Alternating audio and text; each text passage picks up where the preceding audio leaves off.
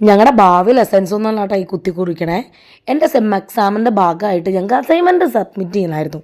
അപ്പോൾ അതിനുള്ള ഇറക്കത്തിലാണ് ഞാനും എൻ്റെ കെട്ടിയവനും. എന്നെ സഹായിക്കുവാണ് മക്കളെ, എന്നെ സഹായിക്കുവാണ്. നമ്മൾ പണ്ട് പറയില്ലേ, എന്തിനോ മുട്ടുന്ന സമയത്താണ് പറമ്പ് അന്വേഷിക്കുന്നതെന്ന്. ആ സെയിം അവസ്ഥയാണ്. നിങ്ങൾ വിചാരിക്കും ഒരാഴ്ച മുമ്പ് അല്ലെങ്കിൽ 2 ആഴ്ച മുമ്പൊന്നും അല്ല. എക്സാമിന് തലേ ദിവസത്തെ കഥയാണ് ഈ കാണുന്നത് നിങ്ങൾ. ഞാനിത് കഴിഞ്ഞ് അന്തസ്സായിട്ട് പോയി എക്സാം എഴുതിയതാ. ഇപ്പോൾ വീട്ടിൽ വന്നിരിക്കുവാണ് ഞാൻ. എനിക്ക് പറയാനുള്ളത് എന്താ വെച്ചിട്ടുണ്ടെങ്കിൽ, ഞാൻ ഈ 10ാം ക്ലാസ്സിൽ പഠിക്കുന്ന സമയത്തും പ്ലസ് ടുവിൻ്റെ സമയത്തും ബാക്കിയുള്ള കോഴ്സ് ചെയ്യുന്ന സമയത്തൊക്കെ ഈ അതേ പടിയാണ് ഞാൻ ഇപ്പോഴും എന്നാണ് എനിക്ക് മനസ്സിലായത്. 1% പോലും ഞാൻ മാറിയിട്ടില്ല.